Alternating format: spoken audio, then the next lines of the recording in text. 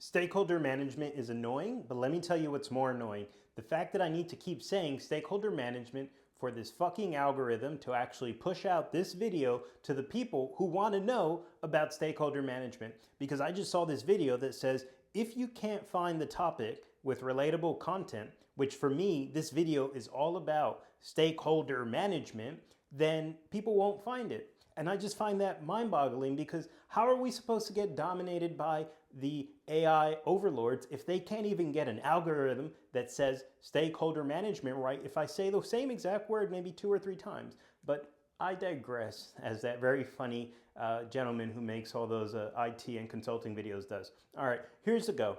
Stakeholder management is a bit annoying, but here's why it's annoying. It's annoying because just like a relationship, stakeholder management requires you to make a lot of effort. You have to meet with your stakeholders, you have to tell them what's going on, you have to give them the chance to really ask all the dumb questions. And it's not dumb because it's condescending, it's dumb because it's like, hey, you're an executive or a senior manager, don't you know what's already happening in your business? But they don't, because they're humans, and you have to then be patient and sympathetic and empathetic, because that's what good stakeholder management is. Stakeholder management for you as a project manager or as a business analyst, really, it's for you to understand, what does this person care about? Why do they wake up in the morning and do the things that they do?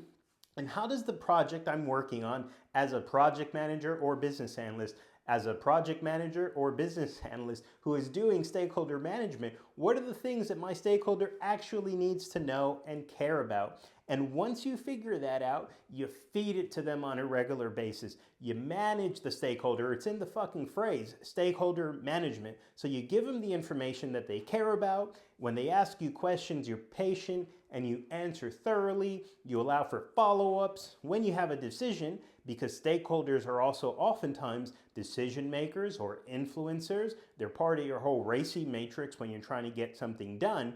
You then provide the data in a way that helps them make a decision that you believe is going to help your project.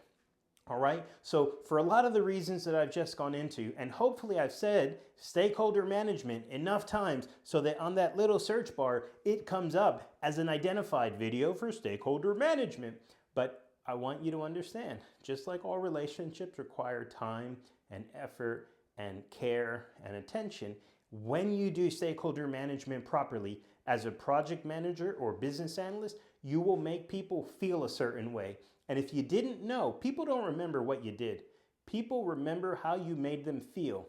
So when you're good at stakeholder management, they will remember you, and that's good.